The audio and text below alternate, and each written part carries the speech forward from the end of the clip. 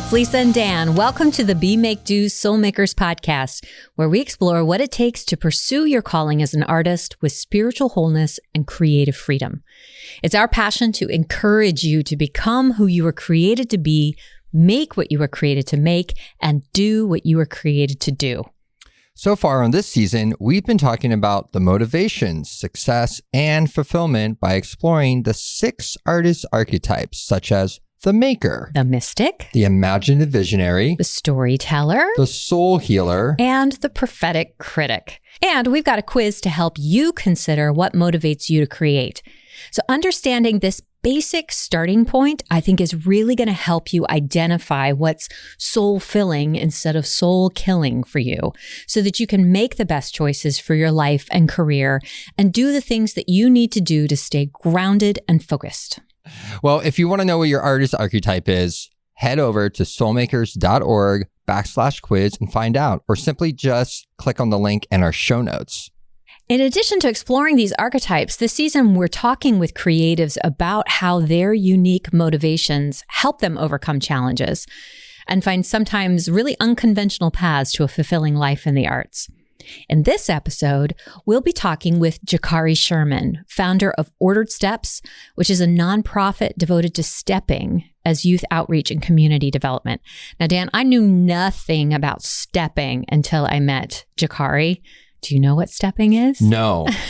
Well, you're about to find out. Okay. It's an incredible form of dance that's rooted in history. And I'm going to let Jakari explain everything, but it's so powerful because of the physicality of it, but also because of the community connection piece of it. So it's really, really cool. So I'm excited for us to get to learn about his work. But that's not all. From 2007 to 2014, Jakari served as the artistic director of Step Afrika, which is an incredible company that performs here in DC a lot and around the country and around the world. He continues to develop and direct works for that company, including Off-Broadway and national tours of, most recently, Drumfolk and The Migration, Reflections on Jacob Lawrence. And he's currently working on the premiere of a new multidisciplinary dance work called Our Road Home, which is scheduled to come out in June 2025 for the commemoration of 160 years since emancipation. He has, I want to just kind of keep going with Jakari because he's such an incredible person. He's pioneered the infusion of traditional and contemporary stepping forms into full-length concert dance productions. He's pushed the boundaries of percussive dance as a communicative medium by challenging conventional paradigms and exploring the use of technology, storytelling, and diverse musical scores. Jakari's creative voice resounds within the landscape of stepping and is celebrated globally for his contribution to the canon of culture-based storytelling. He's really an incredible person and just a super, super nice, down-to-earth guy. So let's get started. Let's do it.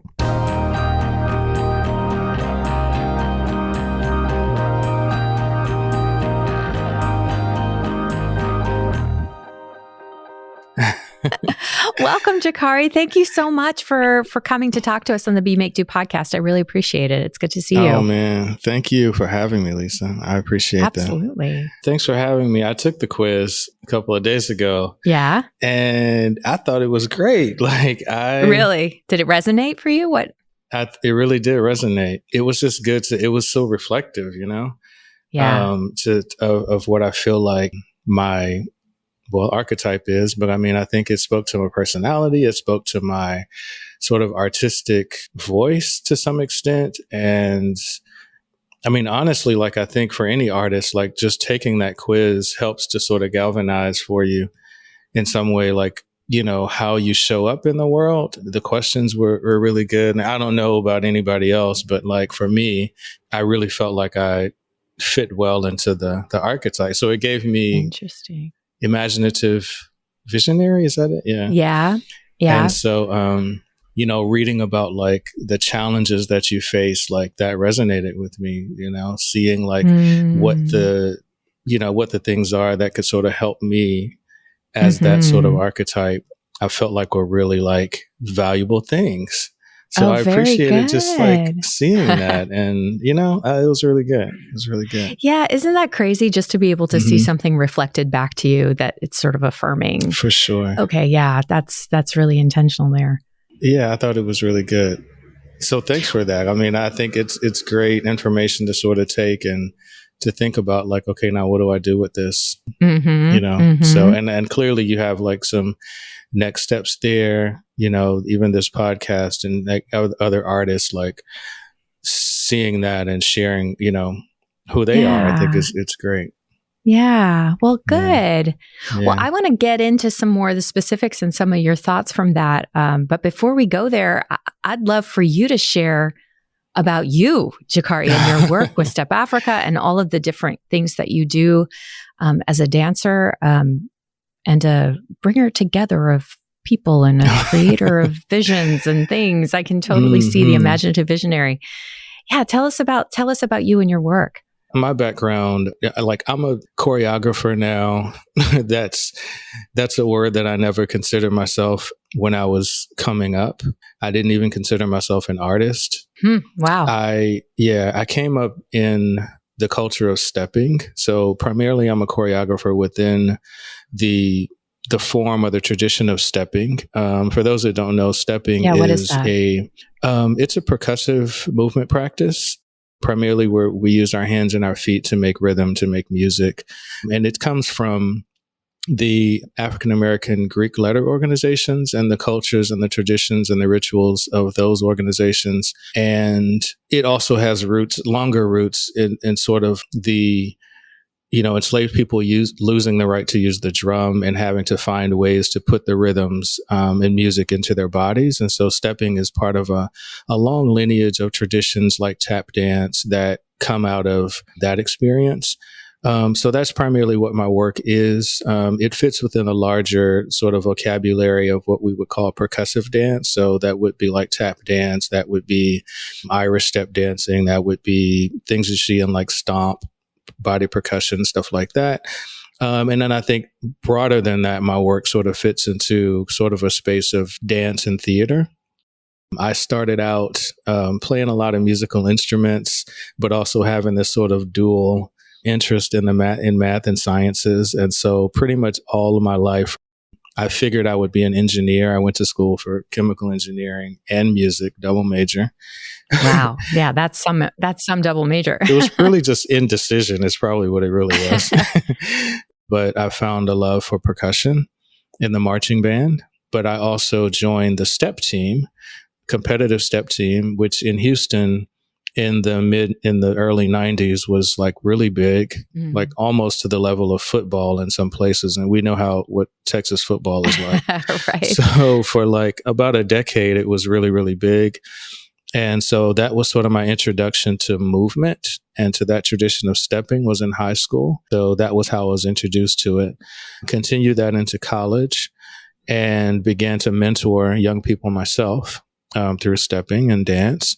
And then while I was coaching, I got called up to create a step team for the Houston Rockets basketball team here in Houston, which was pretty cool. And that just sort of came out of people seeing the work that like my students were doing and wanting to incorporate that sort of energy into the basketball games. So that was the beginning of my professional stepping career, or, you know, and even at that time, I didn't consider myself an artist. But in 2004, I joined Step Afrika. Step Afrika is a DC-based dance company that focuses on this tradition of stepping. It was really the only professional company that was dedicated to that tradition. And so in 2004, I joined them as a part of a delegation to South Africa for their International Cultural Festival. And a year later, I joined the company as a full-time company member. And that was sort of where I first began to sort of see myself as an artist, because I was working alongside people who actually went to school to be artists, with, you know, dancers and all of that sort of thing.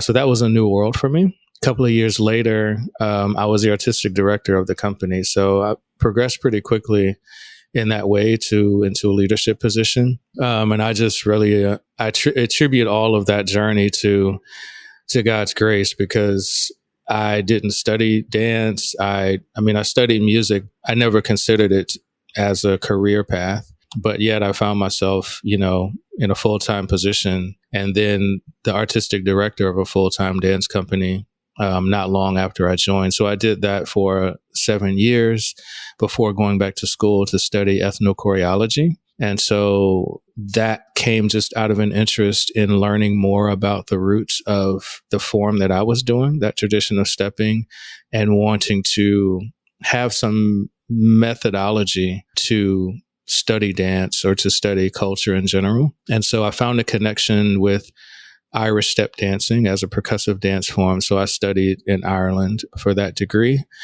That's sort of my artistic career. My journey as a believer has been another parallel journey to all of that. And we can get into that as well. But it led me to asking a lot of questions about, as an artist, what was the place of the artist in the body of Christ, and sort of, I don't know, how do you walk the walk, if you will, as an artist, and what role can we play, to sort of further the purpose, the kingdom purpose, if you will. So I had a lot of those questions, and this is like over the last 5 years. And so sort of I think, trying to answer those questions for myself and bringing together other artists that maybe had similar questions or similar challenges that I did as an artist, or started Believing Creative, which is really just a small group that I started right here in this studio I'm in, is where we meet,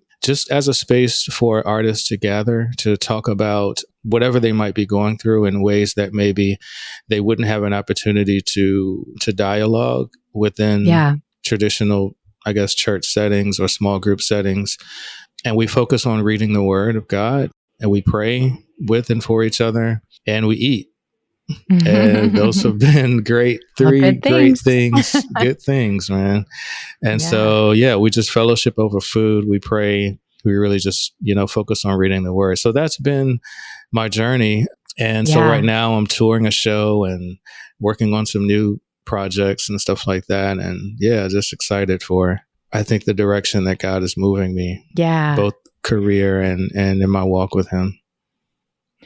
So there's something that you brought up that I'm going to come back to as I'm hearing this theme about kind of following the questions and following the Spirit. But backing up before we get to that, I was wondering, you were talking about moving from being an engineer, or thinking you were going to be an engineer studying, to being a part of this company. And you said at one point, I didn't know that I was an artist at that point. At what point did it kind of become like you kind of sat in that, okay, I'm an artist, or I'm a dancer, I'm a performer.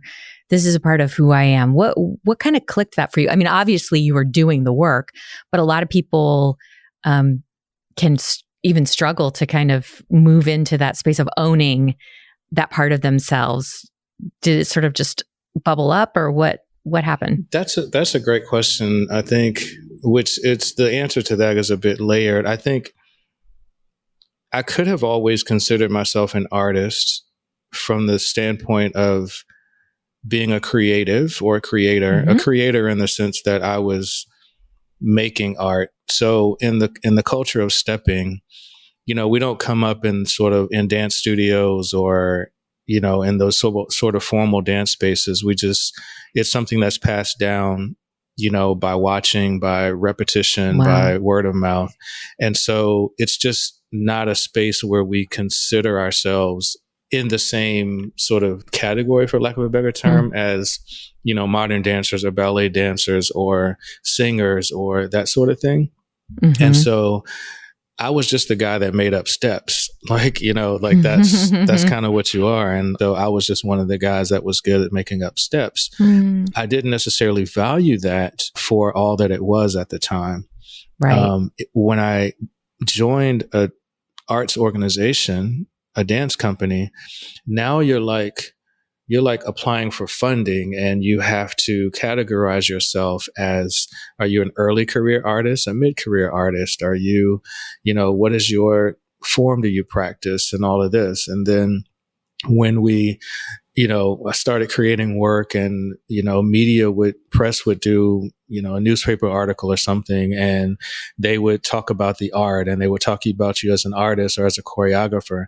So it was really like me hearing that and seeing that influence that made me think about it that way. But what I recognize is that I got to a point where I think I valued that more than I should have. I think there's this thing of, the difference between sort of art and tradition, and stepping it's a tradition. It's more than, it was never created for consumption, really. Right. And it was never created to deal with like abstract ideas. It was just something that people did as a unifying practice. And so I think when we talk about art, like I'm careful not to sort of elevate art to be something that we use to legitimize what is a tradition that's been done for, decades now. And so I recognize that I am an artist for some of the work that I do, but that it's not something that I want to try to use as a validation method for the culture and the tradition that I've sort of carried and represented for a lot of years as well, So I think, but it was at that point, around 2005 or 6, where like I'm creating work that is abstract, and I'm now using stepping, the tradition of stepping, to create artistic works. I could sort of see myself in that realm, even though like those ideas and those things, like, they were there for a long time. Right. Yeah. It's so interesting too. It brings to mind the sort of the separation between, art, big A, or the fine arts, whatever it's supposed to be in that category, versus where you're talking about these traditions of movement or singing or expression or, craftsmanship. But I think that's a really valuable thing maybe that's another conversation, but it hints at how valuable and important these creative acts and expressions are on a very, very basic human level. I really do believe that God gave us the arts for these reasons, and they've been exploded into and exploited into other things, those other things, that marketplace piece of things, or like you say validation or whatever, that makes it ripe for consumption, almost kind of distracts, I think, in a lot of ways from the real value and power, in my opinion anyway, of the arts, of what they were intended for. And I think that's so important for especially people of faith, Christians in the arts, to wrestle with and grapple with, because it can become very easy to feel like you have to participate in or become quote unquote successful within one of these market strategies or categories of big A art, show in this gallery, make this much money, be on this list, whatever, in order to be validated. But for those who are coming from a spiritual place, and that's part of their motivation for why they're creating, to remember, like you said, the level of the value within their traditions of what this does for us as humans, and then to elevate it into this space of art means just really to apply a level of professional technique and intentionality, and it can do so many things, and be so valuable and important. A lot of that, the commercial, not necessarily like commercial in terms of like the style of work that you do, but meaning like the elevation, if you will, or, the galleries and all of those things, like they are also access and exposure to more people. So it's positive in that way. But I think the question is just, how do we, first establish, like, for me, it's about purpose.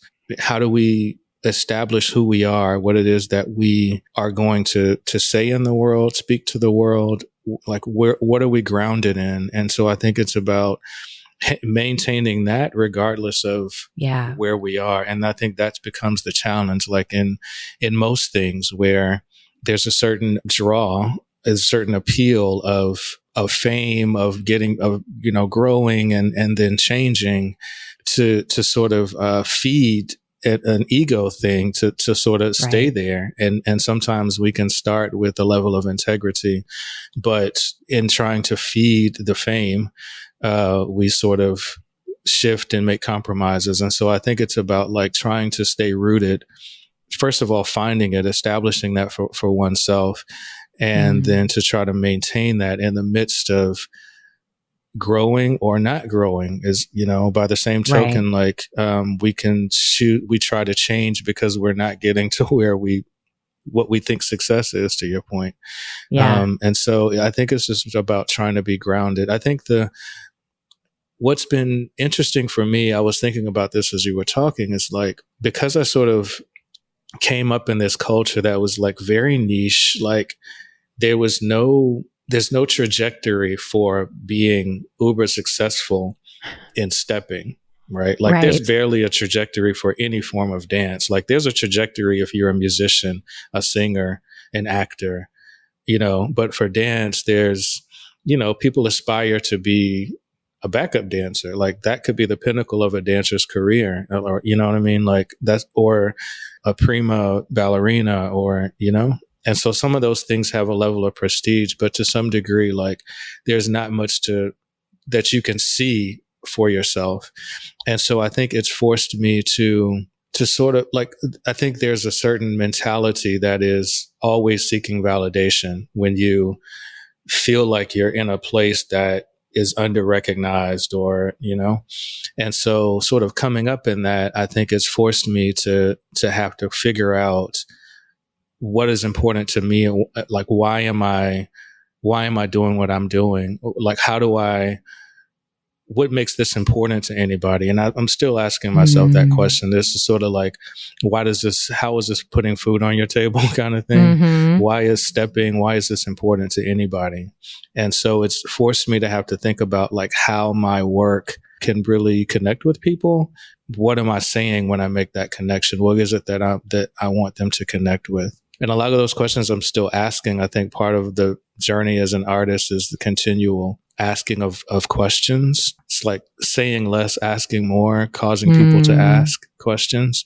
And so I think that's been, the journey for me. And as a believer, it's staying in tune with the Holy Spirit to hear what those instructions are. What am I supposed to be saying when I'm doing this work, and what is the process supposed to be within rehearsal, within creating the work, like, because the connection to people starts at that point. It's as much about the rehearsal, working with artists, as it is about the audiences.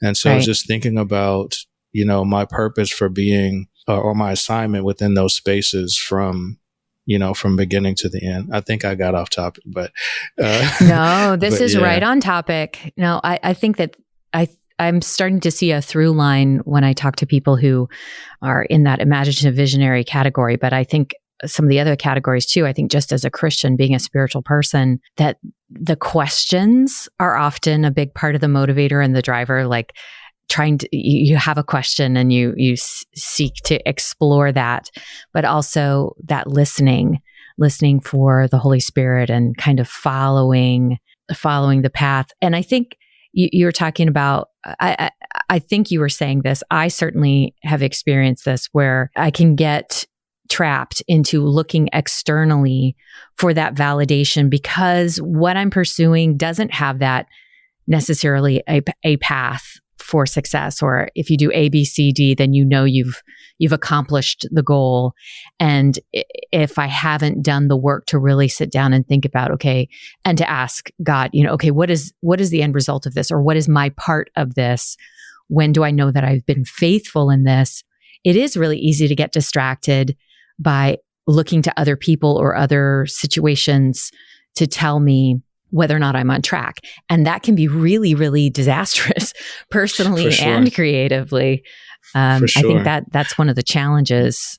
And I think that is especially true of artists because, we don't always have the sort of measuring points. And I don't want to generalize too much, but I do think that, if you're working on a job that has clear milestones or, clear markers as to what you're supposed to be doing at this point or that point. You have regular check-ins to say, talk about what your progress is. But as an artist, there's like the work of getting there. And then there's maybe a big performance at the end, or there's some big goal or something that you see for yourself down the line, but you don't necessarily have this regular feedback from anyone. And I think we can often go to things around us as those measures of how we're doing, unfortunately. And those can be very harmful as comparing ourselves to what other artists are doing. Yeah. Have you ever found yourself kind of in that headspace and then had to correct? How do you correct that for yourself? How do you kind of bring yourself back to a more grounded space? I mean, honestly, I got to a point where I had to fast from a lot of the things that were creating those influences. So fasting from social media, at this point, I've turned off like notifications of, like Instagram and stuff like that. And just being intentional about quieting my mind so that I can focus in on the voice of God as opposed to, the echoes and the murmurs and the whispers of other voices. And those things always come in. I think the loudest voice that I tend to hear is my own, that wants to compete with what God is saying to me. And so deciphering what are my own thoughts? How much am I interjecting what I want or what I believe or what I think, as opposed to just being quiet and hearing what God has to say? I think that's been the challenge, but it's just been an exercise in sort of quieting my mind, quieting myself, finding space to just get away from distractions, physically get away from distractions, to give myself the mental space to allow God to speak to me, and then to be able to sit with that. I think another challenge is patience, because the distractions and the other voices are prevalent. They're very present, and you can hear from a lot of things anytime you want. With a smartphone, we can get answers to questions immediately. Right. We can talk to other people immediately. We can get, we can go and see what someone else is doing. We can get a lot of ideas. AI can now generate any answers that you want. But hearing from God sometimes takes time, and it can be very quiet, and it can feel unresponsive when you're waiting to hear from God. And so in that sense of seeking immediacy, I think that can also distract us and pull us to the things that we can put our hands on, that we can hear in the moment, rather than waiting on God. So I think there's a discipline involved in the waiting and the having patience. I haven't mastered that, but I think that's that's a big part of the goal. Yeah, I really feel that, and it's translating into fasting from that sense of immediacy, the need for immediacy, to be able to get comfortable with that and sit in that. Yeah, I think that gives so much, because I feel the need. I need to fix whatever the problem is right away, find the solution, move on. But it's because of a need for a sense of okayness. Like if everything's in place, then we can do the next thing. And I'm always, what's the next thing, as opposed to just being in whatever is and looking for what God has in that space. What can I learn in this space? How can I grow in this space?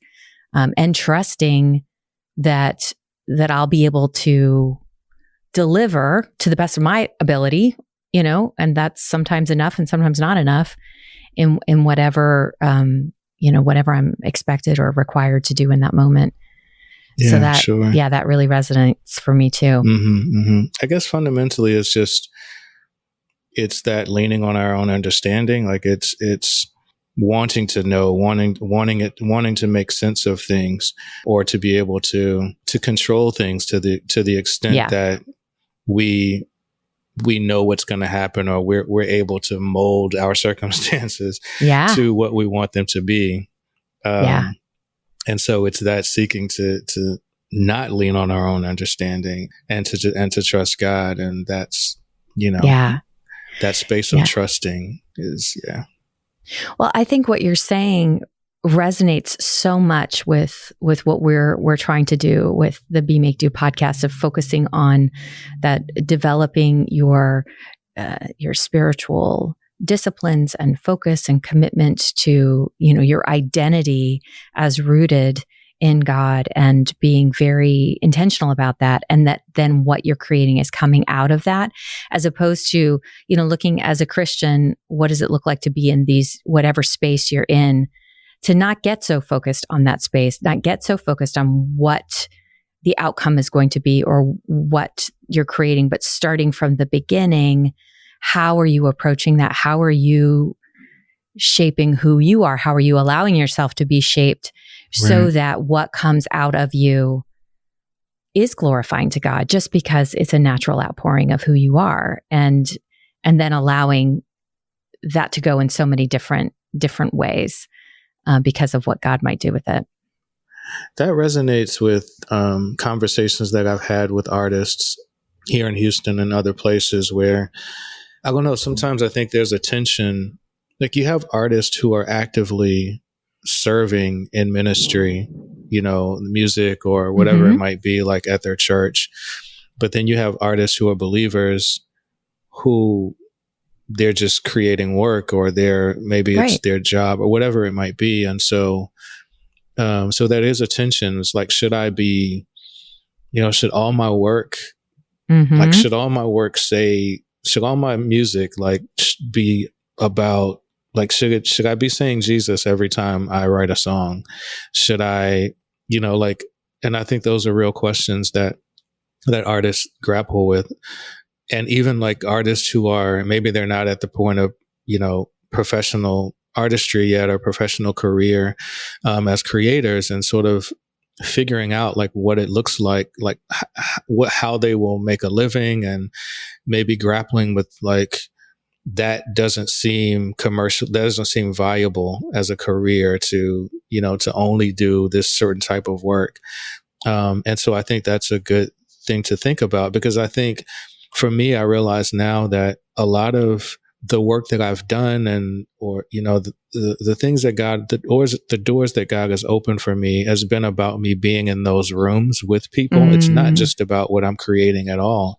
It's just about being in the room with people, and being a representation of Christ, and an example of somebody just trying to live that life as a testimony, as a model for somebody who may need to see it, or just to be in the room to pray with somebody, or, and so I think we have to think more broadly about why we're in those spaces, and what it is that we are supposed to be doing, and just carrying that light with us all the time to the best of our ability, because you never know why you're called to be in a particular space, and it being more than just about like the end goal of what you're creating. Yeah. Well, that makes me curious. I remember the last time that we talked, you brought up like your curiosity, or your wondering about like step in particular, and that movement, like what's in there and what's behind, like. So I'm just wondering for you, what, with the movement itself, the dance itself. I mean, I've seen videos of some of the work that you've choreographed, and there's a lot of artistry in there, and there's a lot of things being said and explored, and it's really powerful. What is it about the art form for you that sparks your curiosity and kind of draws you? The stepping became something that I looked at, and I could see like a level of like strength and power and masculinity, and the guys, the upperclassmen just looked cool when they were up there stepping. But then as a musician, and at the time I was sort of a new percussionist, new to percussion. And I was really drawn to just I don't know, there's just a visceral quality about people only using their bodies to make music and to do something, like there's no other instrument. It's just the body and the floor that they're stepping on. And there's something powerful about that, and doing it in unison with one another. So there's a communal element to stepping that resonated as well. And the sort of the unity and syncopation of it, musically, and just, and so it was that. And there's a social element to it as well, which I'm an introvert. So stepping was a sense of community, a brotherhood, if you will, where I could come together with people who were, like-minded, and make things together, and, perform on stage. In thinking about the form of stepping, there was the mechanics of it, the unity of it, and the intensity of it. So those became sort of the fundamental principles that I used to define sort of the qualities of stepping, and relating the mechanics to the physical world, and the unity to the sort of social man's relationship with man, and intensity as man's relationship with God. And so I think in any field of practice, I think this is sort of my, I guess, getting theoretical to some extent, or philosophical, but I think that those three realms sort of define like the human experience, how we relate to the world physically, see, touch, just all the senses, how we relate to one another, which is essentially our soul. Like that's who we are, mind, emotion, and will. Though that's who we are as people. We relate to each other that way. And then we have a spirit that relates to God. And so I've found that through line with stepping. And I think that through line, it exists in every other area that I've come across, even as as a part-time graphic designer, and, and all the other endeavors that I've found, I can see those three things: the physical part, and there's a social part, and there's a spiritual part that really defines what any practice is. If we can get to that, then we find the essence of what a thing is, and we're able to find, like, fulfill purpose within that particular genre if we're touching all of those three areas.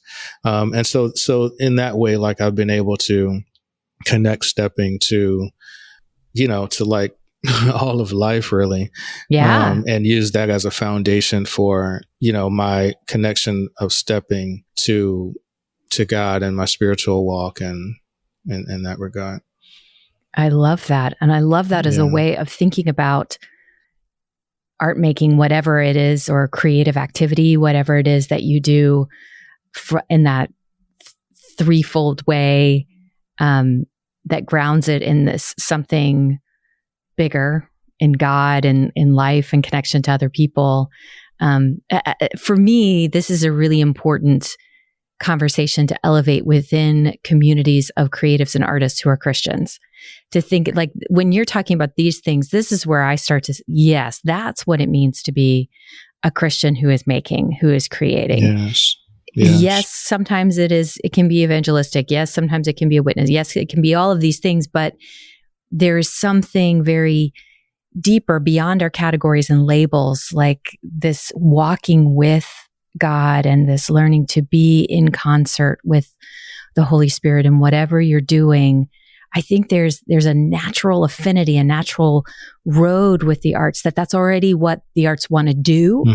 And so being able to kind of, lean into that and use our artistic and creative language to describe these things, I think is really helpful as we try to navigate what it looks like to be a creative in the 21st century. For sure. And it is a grounding. Like, it's just the thing that centers, I'm going to say centers a person, but that feels a little, but it's the starting point, that gives you the foundation from which to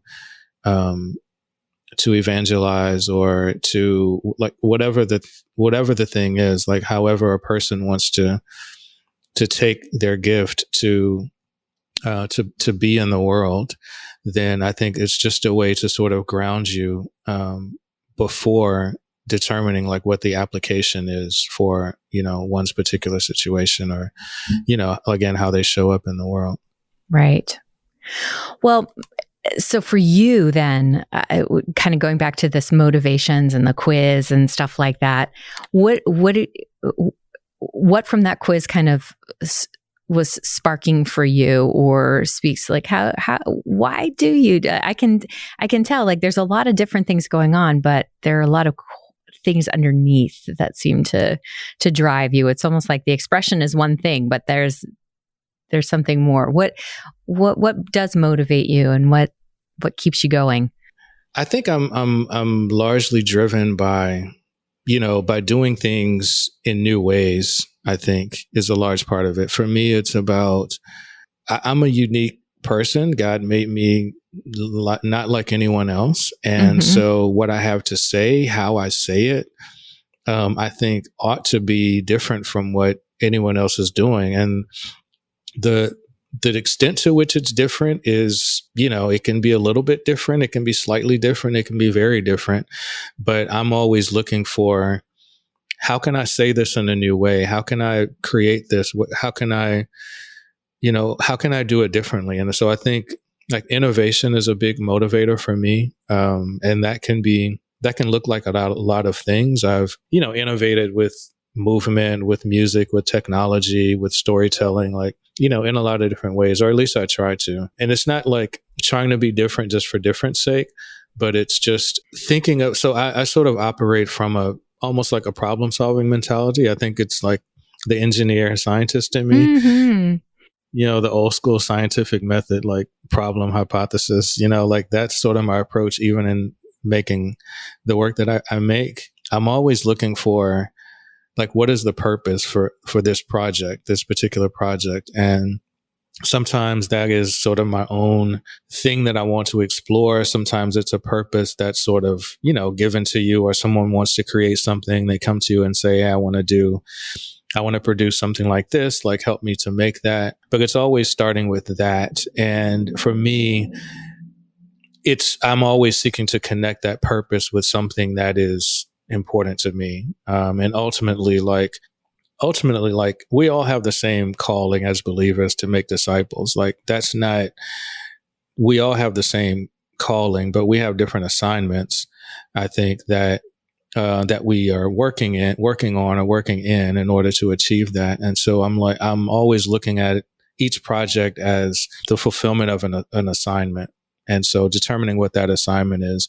And then from there, developing concepts that meet that, developing concepts that speak to that purpose, that speak to that assignment. And then the form from there just, it just flows from the concept. Yeah. And so, yeah, and I think in terms of motivation, I try to stay connected to things that are, that are inspiring to me, reading books or going to museums or whatever. I tend to be inspired less by watching other dance than I am by architecture and visual art. I love all types of music. And so I find more inspiration and motivation from those things, because again, as an innovator, I don't like the influence of things that are similar to what I do, because I feel like it's going to rub off on my own work, and I don't want to. Yeah. I know what you mean. So yeah. I stay away from things that are similar to what. Not that I stay away from them, but I find myself kind of cringing a little bit when in that regard. So, but I'm very much inspired by architecture and visual art and music. And and theater and a lot of different things. But so, yeah. Well, kind of, it's sort of a tangential question, but I'm thinking about your career path, right? Going from studying to be an engineer to taking this opportunity to do something that you're interested in, becoming passionate about it, getting job offers, different, putting yourself out there. This question of how to make a living in a creative field is like one that's always just underneath the surface whenever talking to an artistic person, how to maintain that balance between being fulfilled creatively and artistically and how to pay the bills. And then like impact and success and all that kind of stuff come into it. But I also notice a pattern with a lot of creatives where the people who are willing to put the time and effort in to really develop and hone their skill, and then willing to put themselves in positions where people know what they can do and they're not afraid to ask for opportunities or to put themselves in places where they can experience, like things just seem to happen. Like what would your advice be, I guess, to somebody who kind of shares your sensibility about, I think it's easy to get afraid of not following a career path that's going to be, consistent or predictable. And yet there does seem to be some level of security in being able to follow a call, follow a leading. Yeah, I feel there's a couple of things that come to mind. I think I started my career as an artist with the sentiment. So my childhood pastor had a saying that he would say, specialize until you're special. And so I approached everything with that in mind, that if you have something that's a unique gift that, God has given you, then you just specialize in that thing. You just really develop it. You just really spend your time on it. Like you plunge your resources into that thing that makes you special, to the point that you're the only one that does it, or you're the only one that does it the way that you do it, or to the level that you do it. And I think that's what I try to do in the space of stepping. And I think that has made a way for me, not because of anything that I've done. Yes, hard work is important, but it's like sometimes it can be overrated, because we think that it's all in our own power and it's all in our own muscle and effort that's going to get us somewhere. And all of that's important, but God can do so much more while we're asleep than we can do while we're pushing and muscling and trying to do all of that. So, and I didn't always have that level of faith. I do come from a space where, hard work is the way to go. It's what is rewarded. It is what's celebrated. But I had to just do what I was doing and, just really specialize in that, even when I didn't know where the opportunities were going to come. Yeah. But they did. And, I may not be the picture of success as an artist, but I've been able to do what I love to do. And I've been okay. God has shown me a lot of different things in the world and been able to travel, and he's placed me in conversation with a lot of different people, a lot of different types of people. And he, has placed me in positions to have some impact for the kingdom. And I'm grateful for that. When it comes to making a living, I think there's some separation that we have to consider, that we say our calling or our assignment may not be connected to a vocation. It's not always the thing that makes you money. We like to think about what we're called to do as the thing that is our life's work, that's going to make us money and make us fame, or, that's going to have this huge impact in the world. But again, the impact may be the people that you meet, right? In the community that you are allowed to be in. So, and sometimes we have a vocation that can support that, and it can just be the thing that, earns us money to give us the freedom to do the work that we really want to do, or we feel like God is calling us to do. Yeah. And that's okay, that we have to do a job. We have to wait tables. We have to do this other thing to pay the bills, so that we don't have to use our art to make all the money, and we have some freedom in that regard. Yeah, absolutely. Yeah. Well, so I like to ask this question. What does it feel like for you when you've created something or you're a part of something that just sort of like fits the center of everything that motivates you? Like when you're just in that zone, and how does that feel? How does that feel for you?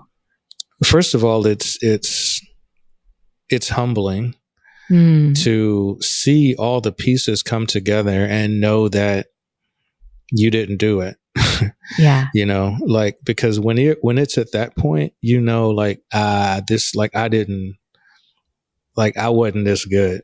You know what I mean? Like, I couldn't have made this line up like this. I mean, when you see, the last couple of major productions I've done, to just see the pieces come together, to see the story, like moments in the story that connect with other moments in the story, like you begin to see the through line of a work, and you begin to, for me as a choreographer, director, you see the movement connect well with the music, and just like when you just see the elements lining up, you realize like this is not me, and I think so it's just humbling, and it's a joy to be a part of it.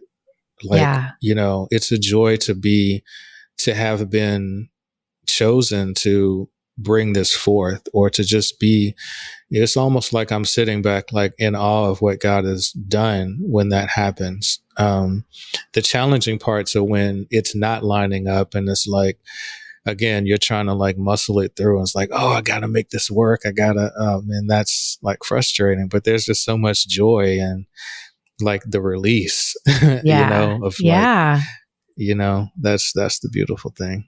I love that. Well, this has been so great. I really appreciate you talking with us, Jakari. I am so excited to keep following your work and to hear what's happening with Believe in Creative, and just really excited to know you and know that you're out there. And if other people want to get connected with you or want to learn more about Step Afrika or where could they find you? I guess social is probably the best for me. Just Jco, JUSTJKCO is my Instagram. I'm not like super big on social media, but I'm also growing that as I continue to grow my work and spread the work that I'm doing. The Step Afrika performance, stepafrika.org is the website, Africa with a K, and you can see all of the dates there for the upcoming shows. Great. And follow the work that I'm doing there and all of those things. So yeah. Excellent. And I can always connect you with Believe in Creative if you just find me on social media. So I love to hear from folks. Good. Well, we'll put all of that in the show notes for the podcast episode so people can find that there too. But it has been such a pleasure to talk to you. I really appreciate you, and I'm so glad to know you. Thank you for being here today. Thank you. I will be following you as well, and we'll be in touch, and looking forward to great things. Good.